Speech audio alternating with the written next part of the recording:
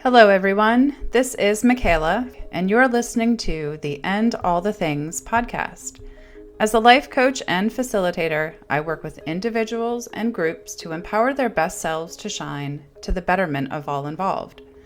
My goal is always to bring you closer to trusting the voice inside of you that is authentically yours.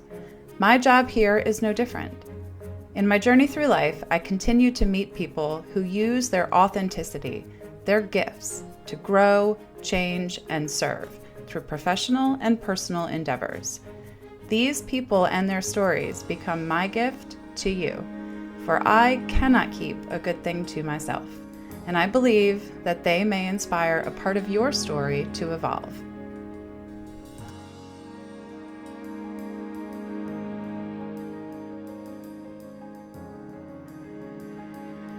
Hey, everyone. It's Michaela here. I have a really exciting guest with a truly incredible conversation ahead of us. What you'll hear in this conversation is two coaches who are coming at life from a similar perspective, maybe talking slightly to different people, but engaging together in finding ways to empower the individual to their greatest good, so that the organization, the team, the collaboration have the opportunity also to grow and thrive. Kathryn Landis is a wealth of knowledge. She is a pure delight, and I cannot wait to learn and grow further with her as time goes on, and I think you will too. She is the founder of the Kathryn Landis Consulting Group. She does retreats, workshops, lunch and learns, keynote speaking, one-to-one coaching, team coaching, you name it. She does it all. And she's here with us today to share her gems, her wisdom, and her story with us. So without further ado, please enjoy the one and only Kathryn Landis and all the things.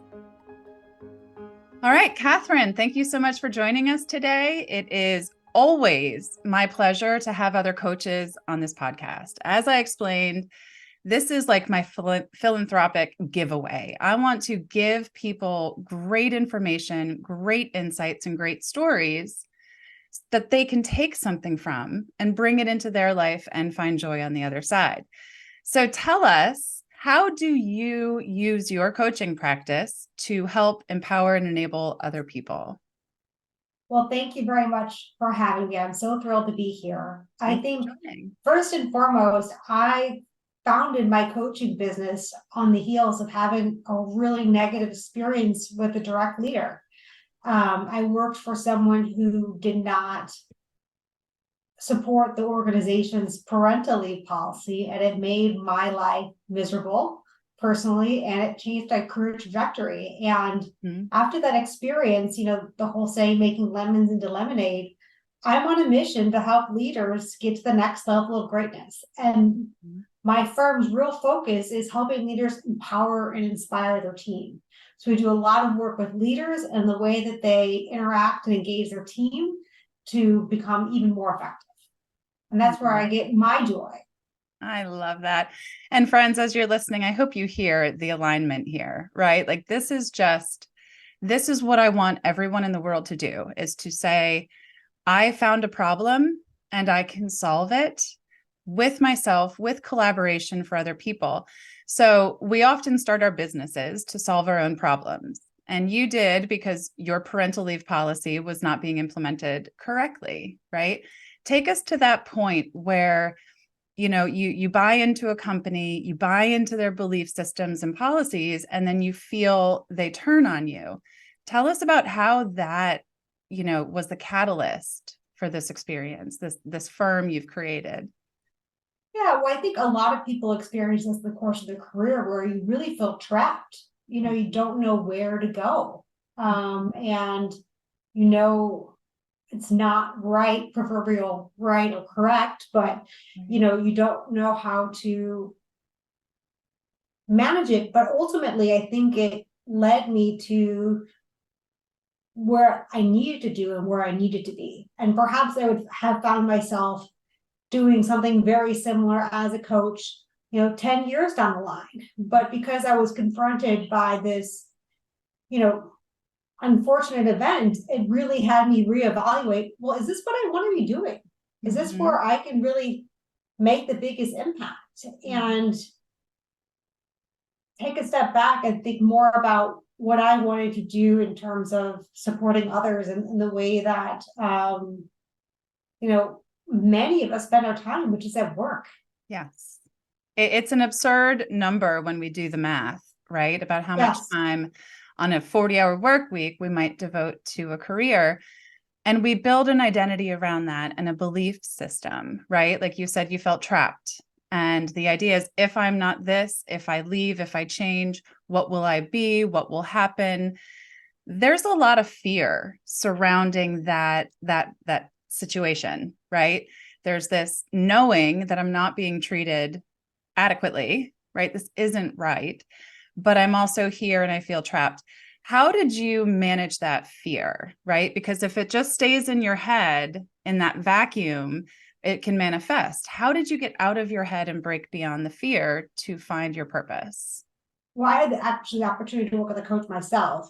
And I think that it gave me that space and, a thought partner to really think about, well, the situation is happening. Either I can frame it as it's happening to me or it's happening for me. And I think that's something that I continue to take with me, is you can look at any situation from either perspective. What if you looked at it from the lens of, this is happening for you? How could you make this work for you? What could you learn from this? What could propel you forward? And now I make the conscious choice, which isn't always easy, let me tell you, to have the situation work for me. And I think in that case, it made me look at the situation and how I could make this work for me, which is ultimately to pivot my career. I, started working as a fractional CMO for some startups, and I went back to Columbia University to study coaching, and gradually started building on my coaching business and doing some keynote speaking and expanding, because I think that there's a lot of people who want to be better leaders, or they see the opportunity with their teams. They can see that things aren't going the way they think they should go, right? And they're just not sure what to do about it. So what do you think, in your experience, those individuals who feel that this isn't the right way, that there should be more, why aren't they? What's the obstacle that gets in a leader's way from the knowing of there could be a better way and actually implementing it? A lot of it is space and time, right? I think that a lot of it is creating the space to consider other options, and that old saying, the forest for the trees. When you're in it, it's hard to really evaluate it, and it's hard to hold yourself accountable, and it's hard to analyze the situation from different perspectives. I also think that it's not static, right? There's a lot going on within an organization, within their team, within their own lives. So there's a lot of things happening within the system that makes it that much more difficult for a leader to really think about what's that full potential for themselves. And I love that, because one of my first thoughts in this question was, what happened to the art of brainstorming, right? Like when you mentioned space, having the space to say, are we doing this the right way? Is there a different way? Could it be possible? We forgot how to brainstorm in a world where we are supposed to know all the answers right away, right on time, hurry up and go. All those bubbles of possibility kind of disappear, right? And I think so much of leadership should be about having time to brainstorm and to say, well, what could be possible, or what should be possible? And I don't know, in my experience, I feel like brainstorming can be very judged, right? Like if you toss out an idea that may not be the perfect one, we don't have time for that, just done. And I like the idea of brainstorming quite a bit. Do you see that, or am I, off mark here? Do you see that people are limiting? Maybe it's imagination that's being limited, but in that creating the realm of possibility. Well, I think what I observe is that people don't even have time to have creativity or imagination. So most people are in meetings all day long.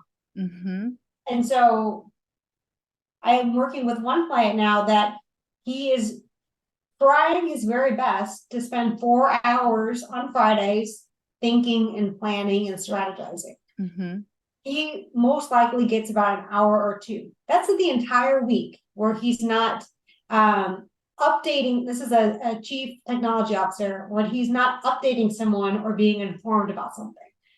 So it's really hard to have the space and time, as I keep talking about, to Right. brainstorm when you have so many meetings and priorities that maybe aren't that much of a priority, but yet you don't feel empowered, or it's not culturally appropriate in the organization to decline the invitation. And that is such a thing, right? The mindset around that of, if I'm invited, I must go. And that can apply to our social situations and our business situations. But I worked with a woman, a lawyer, and very busy, very intent on, on her schedule and billable hours and all the important things.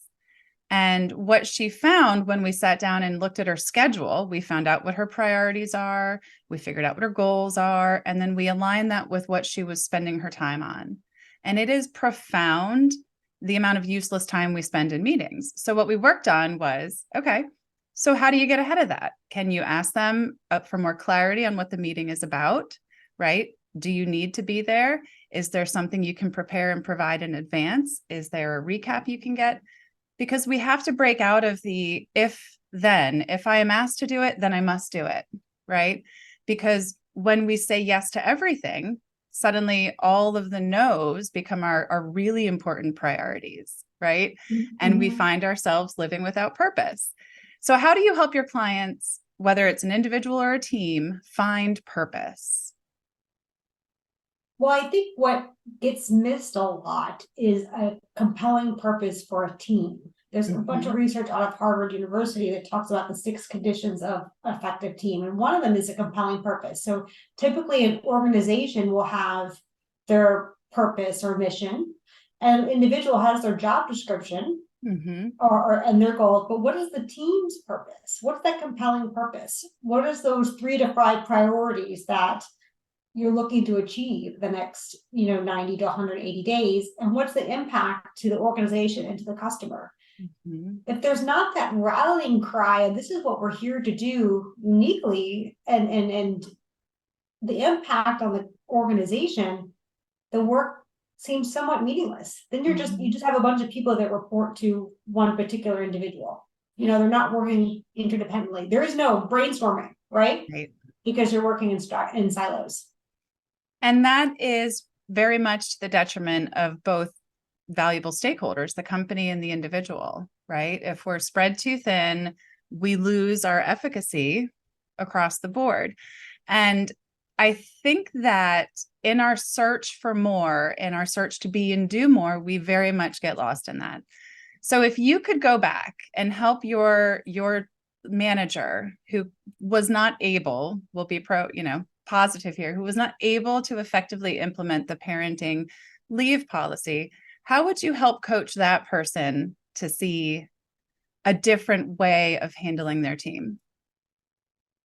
Well, I think that it actually started up at a higher level than that person. So that person was, an executive who reported to the business president, which, unlike all the other business units, wouldn't allow for backfill contractors or backfill support team for people that went on parental leave. And when I look at this person now, I have a lot of empathy for her, because I think I was the 6th direct report in so many years to go out on parental leave. And we had 6 months of parental leave, so it was pretty generous. So I'm sure it took a toll on that individual. And I think that perhaps helping her think about the leader that she envisioned herself to be, how that behavior and what she needed to do to show up in that manner. And then also, what needed to shift in the way that she reallocated resources and managed the team, given that I was like one micro problem in a larger macro system, her system, in which there's a lot of people having babies at the same time, which can be a lot. That's great. And I appreciate that you started with empathy. I think it's so important and so easy for us to just label or judge people based on the experience. But that was a growth point for you. And if the system hadn't operated in that way, you would not be here today bringing your gift to the world. Right. Yes. And So go ahead. No, there was something you said before about the fear. And I think that was a big fear for me, is leaving a large brand. So I've always worked for large Fortune 500 companies. Mm-hmm. And it took me a couple of years to get over myself to be able to promote my business, which is my name. Mm-hmm. Yep. Can we talk about that? Because yes. I'm going to just say same, right? I have spent my career advocating for the thing that I worked for, right? I've gone through education and social work and event planning and manufacturing and you name it. And then I had to say, but here I am, Michaela Burdyshaw, your joy coach. And it got weird, right? It was a different energy. It was a different momentum. Sometimes I want to say that's a woman thing. Sometimes I want to say that's a startup entrepreneurs thing. It's a lot of things though, right? What was that experience like for you? And how can you help those listening to harness it and find the energy and go? For me, I think what it came down to was, will I let my own ego keep me from being successful, keep me from trying? And that's so important. Will I can I get out of my own damn way, essentially? 100%. And, if you listen to things about, you look back on your life, do you want to say or have to admit to yourself that you didn't try because you were scared? I don't. Mm-hmm. I don't. Agreed. And yet we still can both acknowledge the intimidation of choosing to seek beyond the immediate ego, the immediate fear, right? And put ourselves out there. So one of the things I like to do is, what did you think would happen and what actually happened, right? So there's this fear of leaving the big brand, fear of leaving the stability and moving in and taking up your own space. Talk us through that. Was it as bad, scary, intense as you thought it would be? Or was it something different? It's an interesting question. So I think it was scary in the sense that I couldn't hide behind that social proof of the big brand. And that sense of identity of who am I if I'm not associated with this big company. Mm-hmm. So that was scary. From like an economical standpoint, it's different being an entrepreneur. Yet, my background's in marketing and sales. So I actually teach in a master's program at NYU in the integrated marketing program. I teach leadership in that program. So I know what it takes to make an income, right? Right. And as I look at a lot of my friends now in big companies, there's a risk of being laid off anyway. So it's not like it was maybe for our parents' generation. Mm-hmm. I'm assuming we're somewhat the similar age, or grandparents' generation, where you stayed with the same company for 30 years. Yep. I wrote an article for a Fast Company, co-wrote around playing offense with your career. You should always be thinking like an entrepreneur, even if you are an entrepreneur, to keep your mm-hmm. skills up to date. So I would say, even if you are in your organization now and feeling pretty comfortable, that's the risk. Mm-hmm. Well, and there's risk associated with anything, right? There's risk associated with everything. And it's so important that we call it out and say, there is a risk here, but the reward is so much better, right? Or so much more valuable that it becomes worth it. Hey there, amazing listeners of And All the Things. Thank you for being on this journey with me. The fact that you're still here, I have to assume this podcast has sparked your curiosity, encouraging you to think of life beyond your current boundaries. Now it's time to take that energy and channel it into a transformative journey where boundless joy awaits. Introducing The Course for Joy, brought to you by Joy Enterprises and me, Michaela, your Joy Coach. Life gets busy, I get it, but self-care matters and should not take a back seat. That is why we've crafted a 4-week self-guided adventure to seamlessly fit into your routine. In just 15 minutes, a few times each week, our enlightening video lessons and engaging workbooks will guide you through self-discovery and bring you closer to growth. As a special bonus, when you enroll in the Course for Joy, you'll receive an exclusive 50-minute live coaching session. We'll celebrate your progress and create a roadmap for your journey ahead. Are you ready to paint your life with vibrant joy and purpose? Visit myjoycoach.com/course to learn more about the transformative Course for Joy. Let's amplify your joy and ignite your purpose together. Stay tuned for more inspiration and insights right here on And All the Things.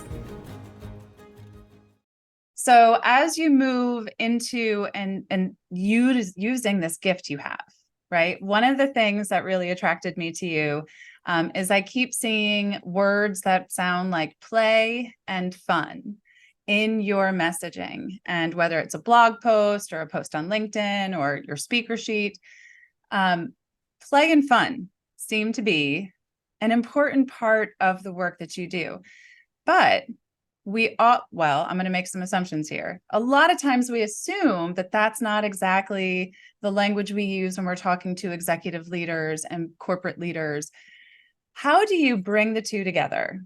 And how do you see play? How do you see fun? Well, I think that maybe play and fun can also be repurposed as engaging. And so I think that maybe to, an executive thinking about what will be engaging to those, to their teams and to the audience is actually another word for saying, That's great. Play and fun. And I really, really love that because I love words, and it's so important to use the right word to get the right person's attention. So I think thank you. That was awesome. Keep going. Yeah, no, I mean, I taught master students over Zoom a 2.5-hour class for a couple years during the pandemic. And that is a complete tap dance to try to get them to, how did you do it? Stay engaged. Give us some tips. Oh my goodness. A lot of breakout rooms, a lot of Zoom polls, a lot of ways to keep them engaged and having fun, right? A lot of, throwing things out there and have them question and guess, well, what does this mean? What is it? And then revealing the answer. A lot of ways to get people to continuously get out of that hammock or that slump in the middle of a class where you start off engaged and then you get into that hammock, and then there's at the end of it, you become re-engaged and alert. How do you spike that attention? So it sounds like you do a lot of work integrating the psychological placement of people. And I think that you've talked before about psychological safety and creating a space where people can be safe. What can you define psychological safety in the way that you use it? And why is that so important? I mean, I could tell you all day why it's important, but I love hearing other people talk about the validity of feeling safe. Yeah, I think what I observe is the ability to have constructive conversations in a way that you're not concerned for retaliation or repercussions. What I observe in a lot of organizations that don't have psychological safety is a lot of paper cuts and, nasty comments and, death by 1,000 paper cuts in the hallways, right? Or in meetings because it's not addressed. And I think that is a huge issue in organizations. There's no agreements on, what is constructive conversation? How do we want to engage each other? How do we want to communicate? Right. And go ahead. And if something doesn't land, how do we say, can you clarify that? Or can you tell me more? Because what I heard was, and and going back instead of walking into the hallway and getting out the paper slicer, right? And cut. It makes me think of the book Fierce Conversations by Susan Scott or Susan Cain. I forget, but I'll put it in the show notes. But it's all about that, right? We hear the word fierce and people are like, think, gnarly lion coming to get you. But it's really about just saying, I'm having a conversation in my head and it's blankety blank. Can you fill in some information so I can understand where you are with this? And it doesn't have to be like, beating your head against a wall, but we have got to learn how to ask more questions, to ask clarifying questions, to be able to say, I feel this, I don't feel that, I don't like this, and not, like you said, have repercussions from it, because that's a big fear, right? And to use a little Brene Brown, we're hardwired for connection, right? Mm-hmm. So whether it's in a personal or in a professional setting, we have to have the conversations. We have mm-hmm. to. So what do you do to create a space of psychological safety? Whether, let's say we're at a retreat or a half-day workshop, what's one of the rules, or is there a practice that we can take from this to bring psychological safety to our encounters? Well, I think one of the biggest things that I see missing is just reminding yourself, what does it feel like to actively listen? To listen to what the other person is saying without having a dialogue in your head, either judging or thinking about what you're going to say next. And in some cases, kicking off a retreat is turning to the person next to you and telling a short personal story that you feel comfortable telling, and have the other person actively listening, and vice versa, and then share what it felt like to actively listen, because most people haven't done that in a very long time, and that's right. Normal. You're right. And it's so funny. Like, people think because they're hearing that they're listening. And there is a stark difference between hearing someone and listening to someone.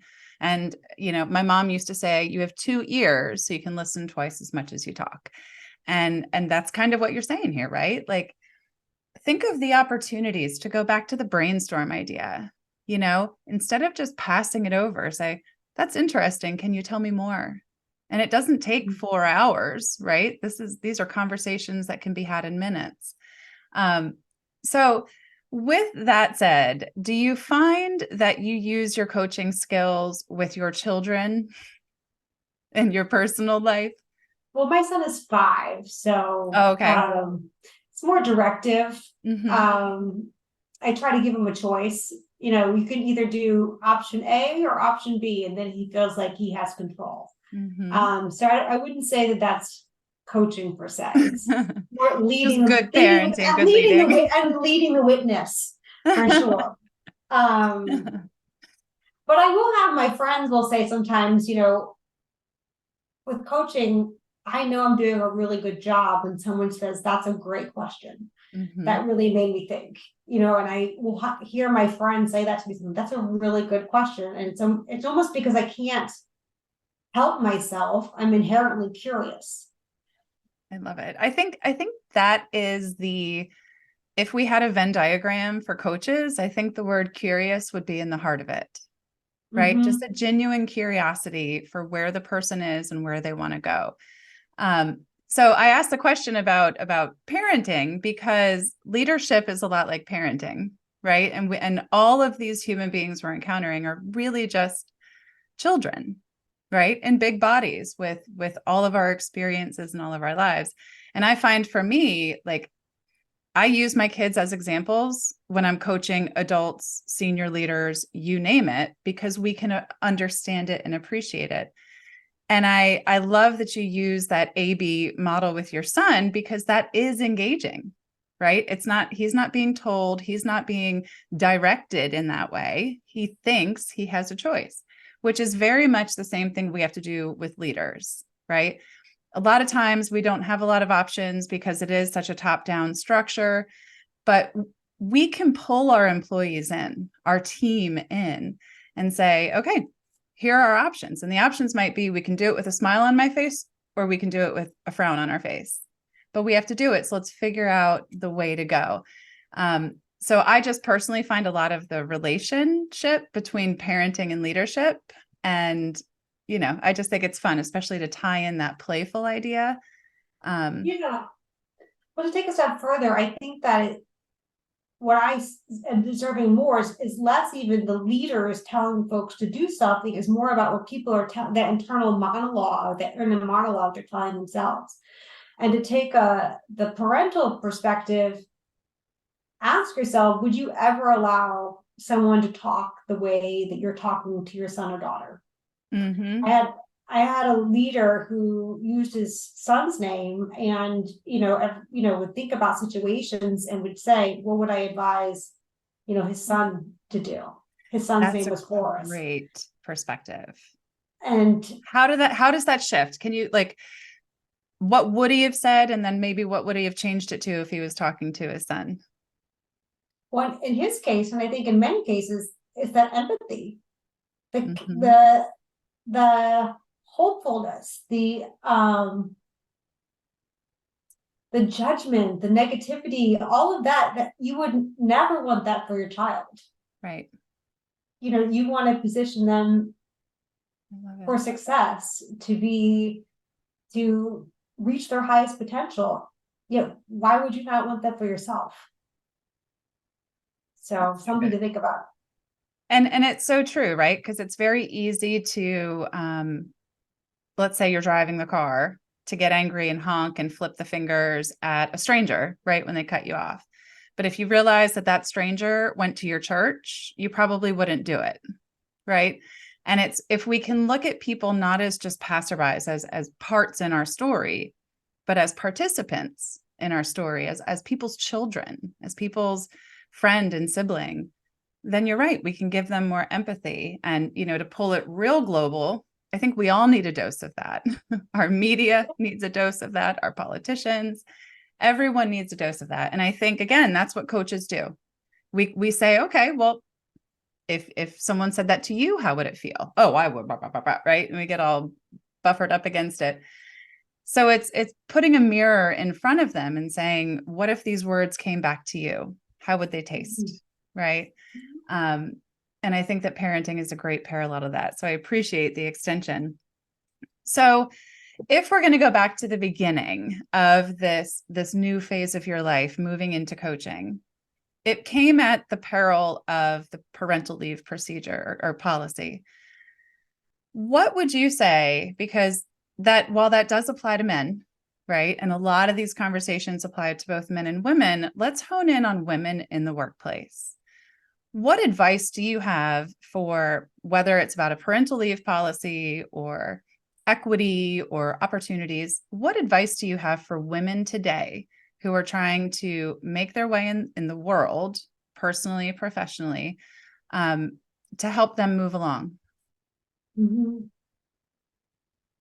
The first thing that came to my mind, which is not incredibly helpful, is that it's really hard. But that is helpful. Let's name it, right? Let's It's name the situation and be very clear on where we are and what it is. it's hard. And I think that I was speaking to a CMO yesterday who, she's reached that C-suite level, yet still feels like she's not being heard. Still is making a lot of assumptions that people aren't understanding her message, still doubting herself. She would rather, in her words, do the work versus tell the story and get buy-in and share the vision for the work. And I think that that is more common with the women that I work with than the men, where they are much more comfortable delivering the results than speaking about the results. I think you're right. I think you're right. So how do you help her find her voice, right? Because I think that's what we need, women, right? We need to be clear on our voice, find it, and then be able to use it without that fear and all that stuff we were talking about.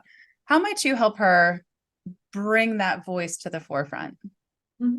Well, for her, she knew all the things she didn't want to do. She didn't want to be quiet. She So didn't want to be important. passive. Like she was very clear on that.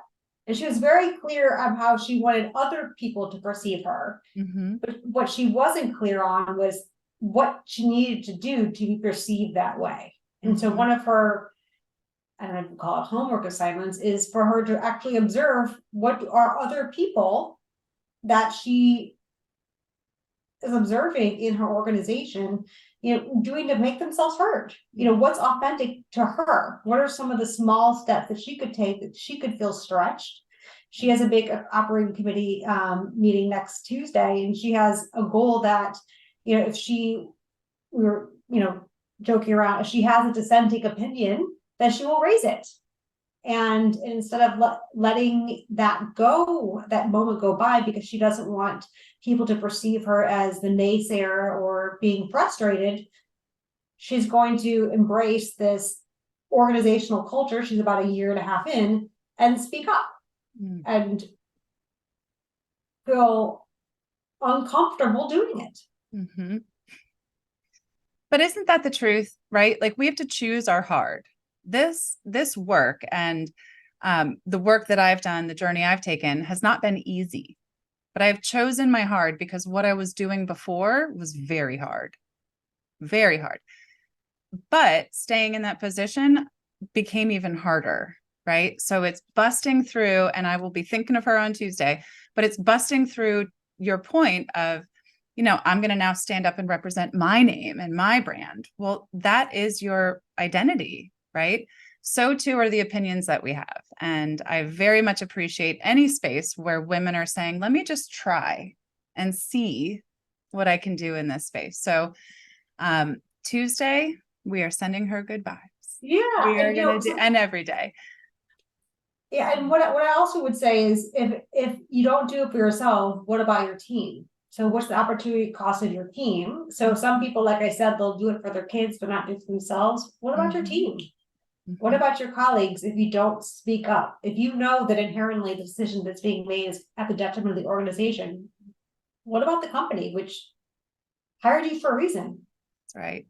That's right. I love that. So with women in the workplace, is that your target audience, or do you work on a larger scale with a particular group? Is it particularly leaders, or do you focus on women, or where is your best contribution?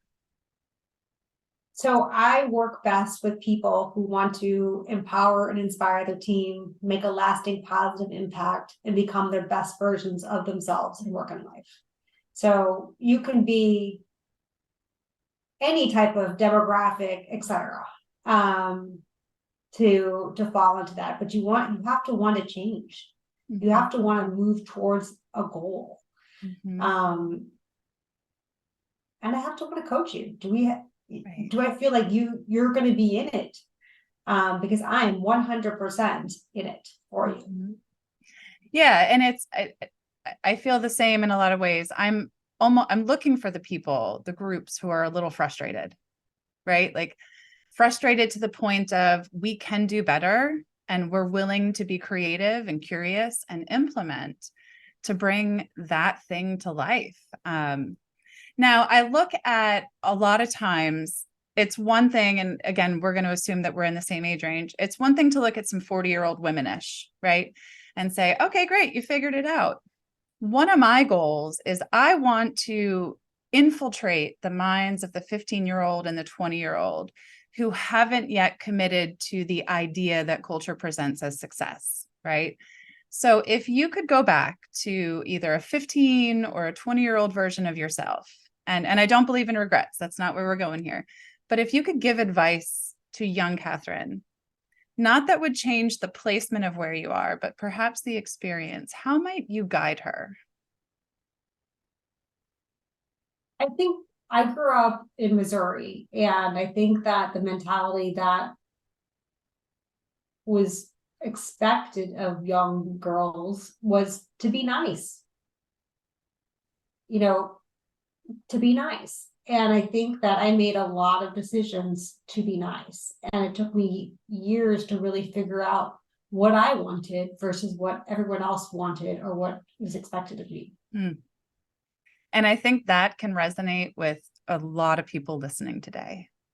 I Mhm. really do. So I appreciate you being vulnerable. What's the cost of that? Like, what was the impact of that, and how might you have done it, I don't know, differently, or maybe not done it differently, but perceived it differently? I think that I would have gotten clearer about what I wanted a lot sooner. I think Mm-hmm. I stayed in relationships that I knew I didn't want to be in because I felt like it was the nice thing to do. I was going to hurt someone else's feelings. Yep. Um, At the but expense of your own, right? And that is such correct. the martyr mindset, which is beautiful and powerful and generous and giving, but it's suffocating, right? Like it depletes us. So as you learn that there is a different way and that you can give and preserve yourself, what were or who were the mentors who helped guide you? Maybe it was a book, maybe it was a person, but how do you guide out of that giver mentality, that kind, quiet, demure, perhaps, and my words, not yours, but what are the tricks? What are some of the steps to move beyond that mindset? Well, I'm a firm believer that everyone needs a good therapist. So that always helps. Mm-hmm. I have a really good friend that um, we spent last summer, manifesting what we wanted in terms of some key areas for us. And I think that, Did you go sit ahead. down together and like, Oh, and we read the book. We went on vacation and we read the book, The Law of Attraction, and we manifested. So for me, I'll be very vulnerable. I've manifested my ideal situation of financial freedom and my ideal client situation. And she manifested her ideal job and her ideal partner. can we stop So and clap? Thank you, yeah, universe. Thank you, intention. Thank you, book. Thank you, dedication, because you can manifest all day, but if you don't put the energy behind it, right, you're just still sitting there waiting, right? yeah. And to do it with a friend, I love that you went on vacation for that. I think this is so stinking cool. How did you two decide that? Like, were you just talking one day and said, let's do this? Or was it desperation? How did you do it? It's more desperation. Our lives kind of blew up at the same time. She was laid off from a job and I decided to leave my husband. And, you know, we were in a moment Just where we small wanted, things, yeah, just little desire tiny and bumps. what do we want? Right. What else is out there? And I think that if I had heard myself say this a year ago, I wouldn't have believed it, but I'd become so much more spiritual and so much closer to God, the universe, whatever you want to call it, now than I ever have. Why? How did that come? Why now? As I think what I realize is that there's a plan. What I believe is that there's a plan for me that is bigger than myself. And it's taken, the hard lessons, I think, are moving me closer to where I need to be. And, perhaps with my divorce, the universe was trying to tell me something for a long time and then really had to blow up for me to hear it, right? It's almost like the universe was saying, be nice to yourself. Be nice Yes, to yourself. Be I nice to know. yourself. And Yes. that's so important, right? If we're not honoring that the truth of who we were, who we thought we were. And I very much that mindset of just be kind, be good, make everyone feel better. I owned it for a long, long, long time. So again, I appreciate your vulnerability. It's so important that we hear this because it's easy to look at us and be like, oh, look, they quit their jobs. Oh, look, they decided to coach people. How cute. Right.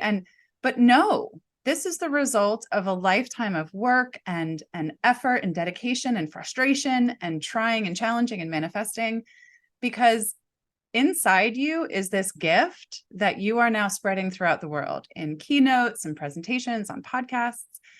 And it is the work that can save lives, truly, wholeheartedly. And I'm not just blowing myself or you up, but when we when you were given an opportunity, when you chose the opportunity to look at your life, to work with a coach, to get the perspective, now you're talking about financial freedom, your desired client list, you're finding spirituality, you are living the life of your dreams.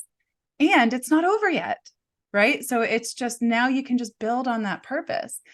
And what I see coaching as is the liberation for that, is the space and the time that we talked about earlier to be creative and say, well, what would I do if there were no constraints? Who would I be? And how can I get there? And I'm not encouraging, I say this a lot, I'm not encouraging anyone to walk out the door tomorrow and quit their job. Okay. This is planning. This is, thinking. This is not just pull the Band-Aid off and call it a day, but it's have the conversations. What am I doing here? Why am I doing it? And where do I want to go? So I think that whole story is incredibly liberating. So if you had to add to that manifestation, one more thing for this upcoming year, what might you add to your list? It could be big or small. It doesn't have to be profound at all. What came to my mind is my ideal living situation. Mm-hmm. So how can I create a space that I really feel like I can thrive? Mm-hmm. But I also want to go back to your comment about encouraging people to quit their jobs. What I also would say is shifting your mindset. I've worked with a number of clients who have thought they wanted, they came to coaching to quit their job, but actually when they shifted their perspective, right? They stopped making assumptions and they started making agreements. Mm-hmm. They were tremendously happier in their job. Right. I thank you for going back to that, because it's so important, right?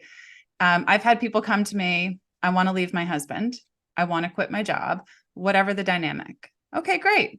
You're not doing anything for a while.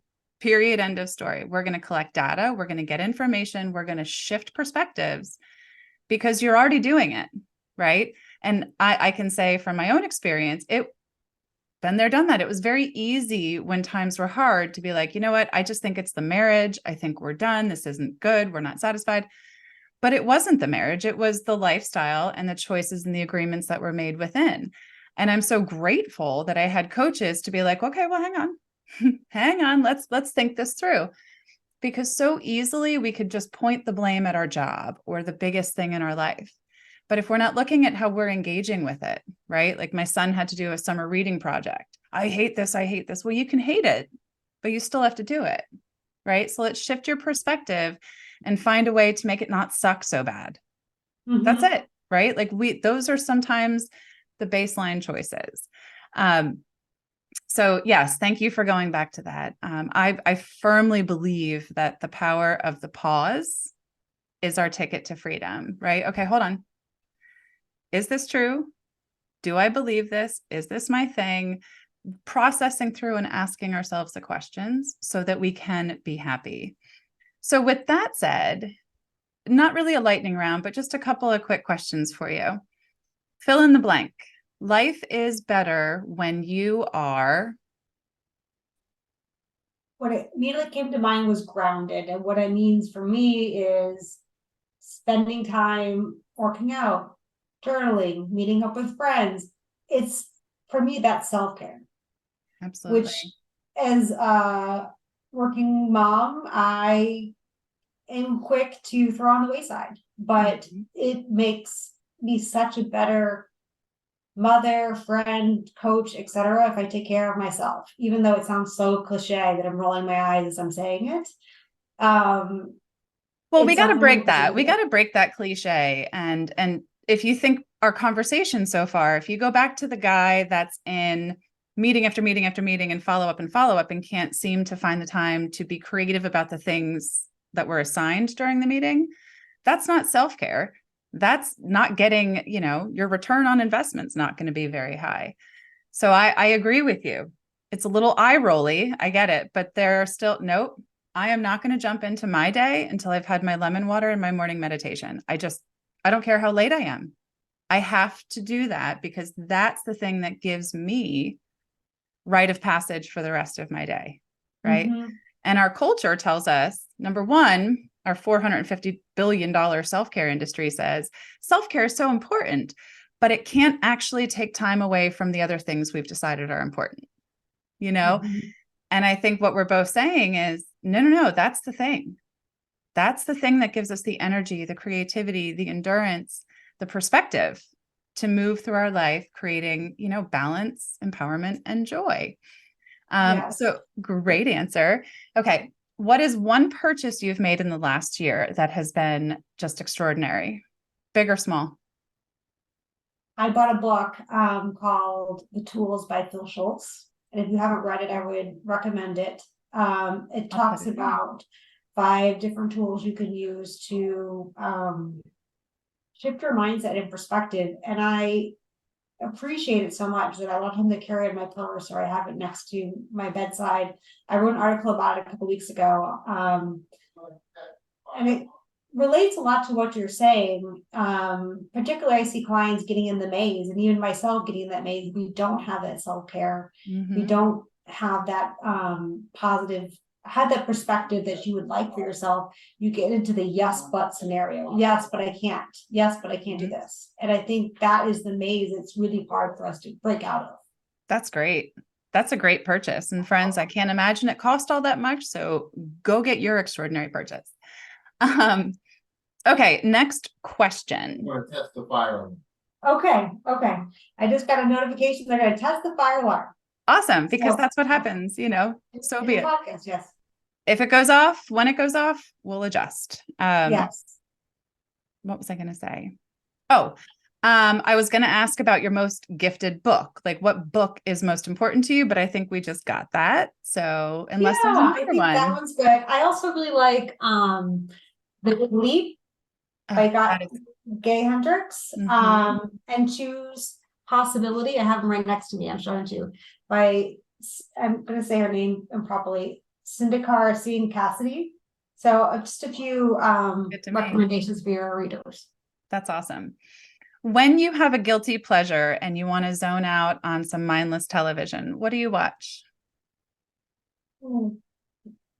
I mean, I really like dumb action shows, like, karate, kung fu, action, fighting, dumb things, all the way to The Real Housewives, really mindless, trashy reality TV. So, but sometimes it's important. We have to give our brains a break from reality sometimes. So I love that.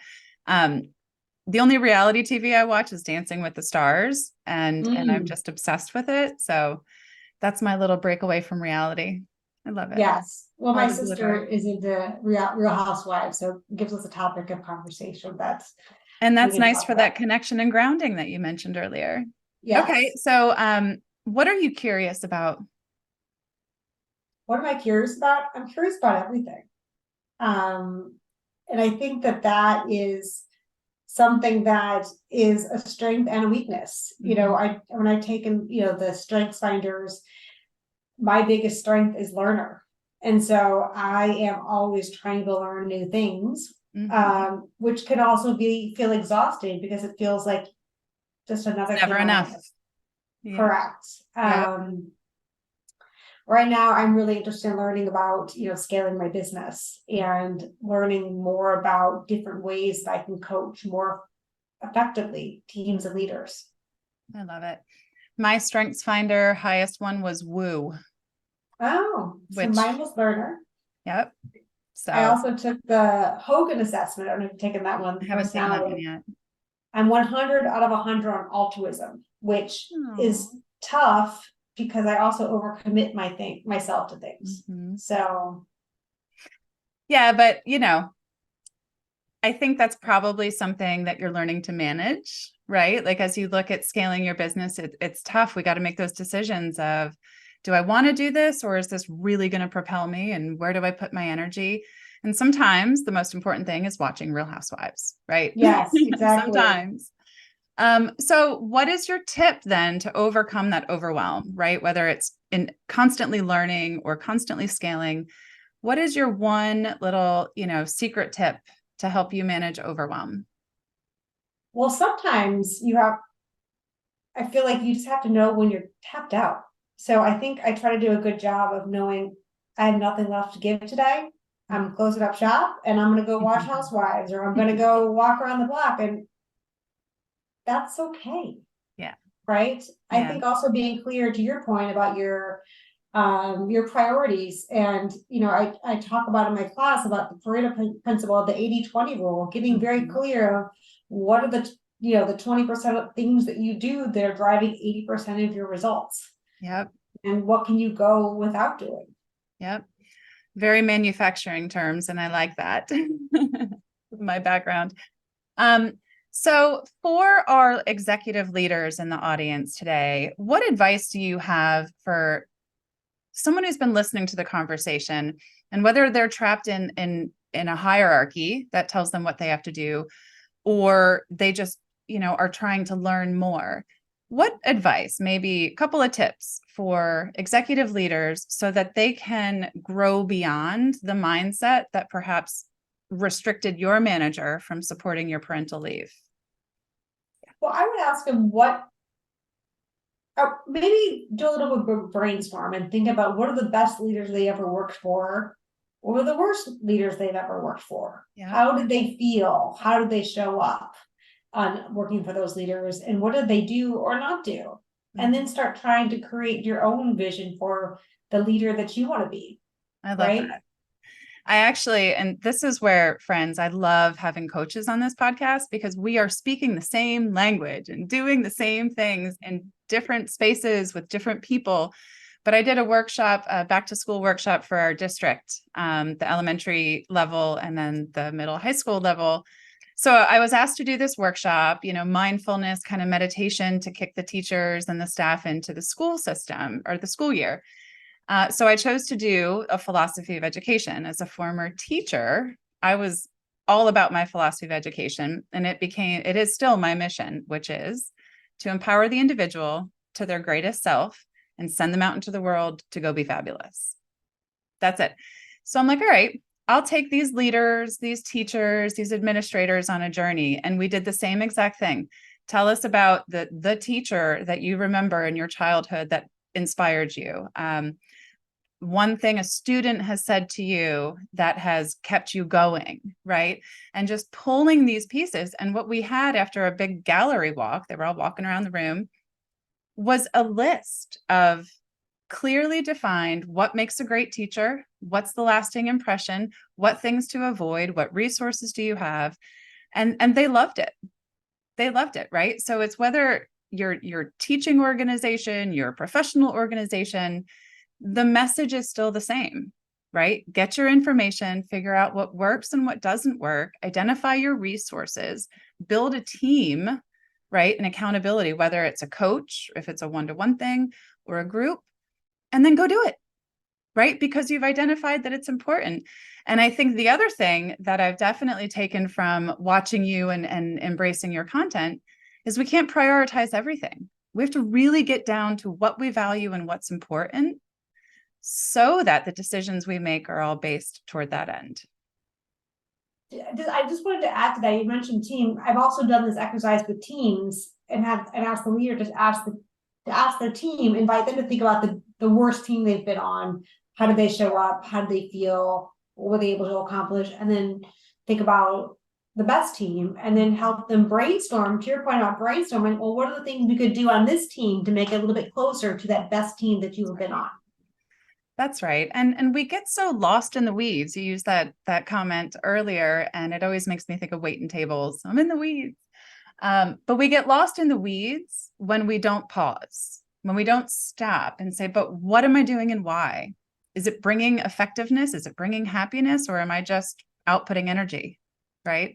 And in my world, time is the only non-renewable resource. Everything else we can get more of.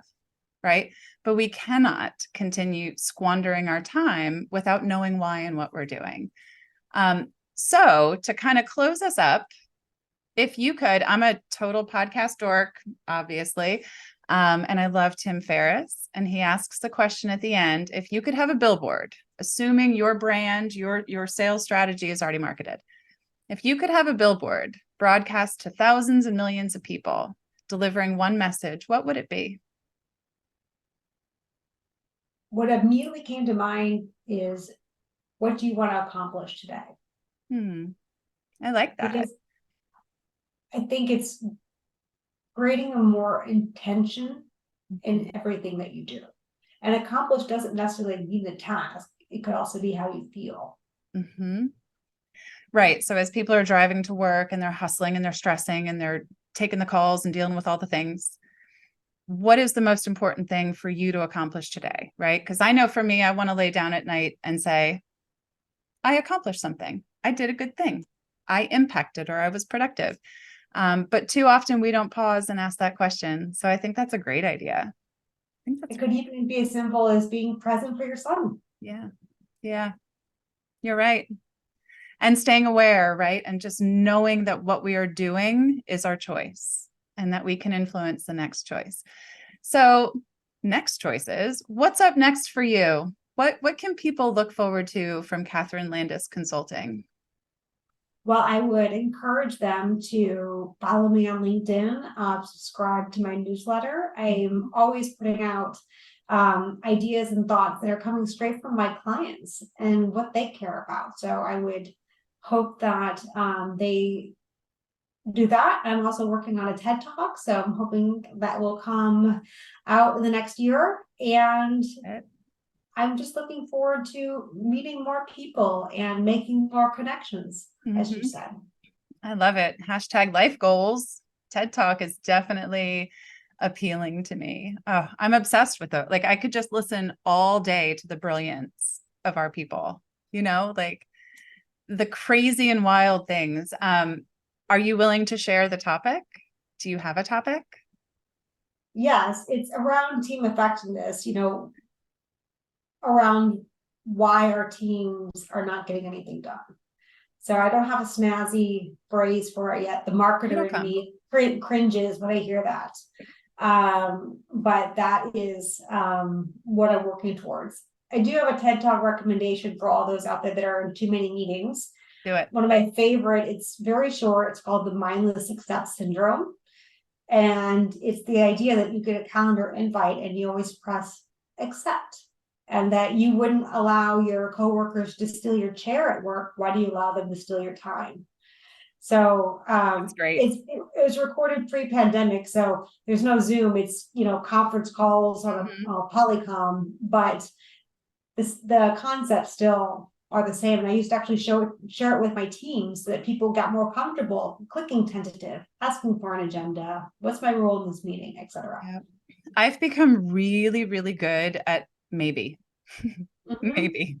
And not to be rude, but I don't always know if I'm going to be available, interested, if it's relevant. And we don't do enough of that discernment, right? Whether it's an IM message, on your lunch break or whatever, pause. Is this your thing? Do you actually want to do it? Do you really have to do it? And if so, in what capacity, right? And it's just stepping back. So I'll have to check that out. As a tit for tat, I'll share with you one of mine too, to return the favor. Tit for tat sounds aggressive, but either way.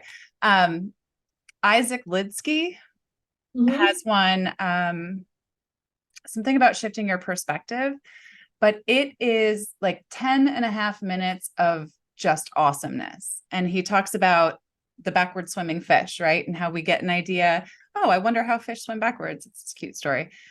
But it's such a powerful, it's got neuroscience, it's got humor and total enlightenment. So I highly recommend that to anyone who needs a perspective shift. And we'll link both of those in the show notes. But Kathryn, I am so thankful that you and I were able to connect. We were introduced by a truly dynamic and powerful woman. And I always take her recommendations very seriously. And she was not wrong. You are a gem. You are a gift. You have a story that we can all learn and grow with and through.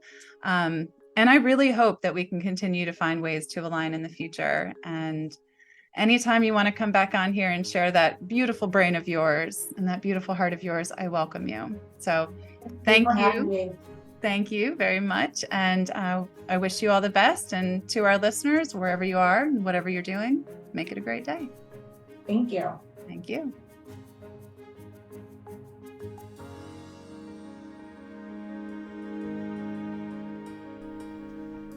And that's a wrap on another episode of And All the Things. If you enjoyed today's show, please like and follow on Apple Podcasts, Spotify, and YouTube. If you really liked it, please go ahead and rate it. Then think about who in your life might also need to hear it and any of the other episodes we have shared. Then share it with them. When you find something meaningful, something valuable, you've got to share it and pay it forward to those you care for. Thanks for joining us, and follow along on Instagram at MyJoyCoach to see more of me, your host, Michaela Birdyshaw. And as always, make it a great day.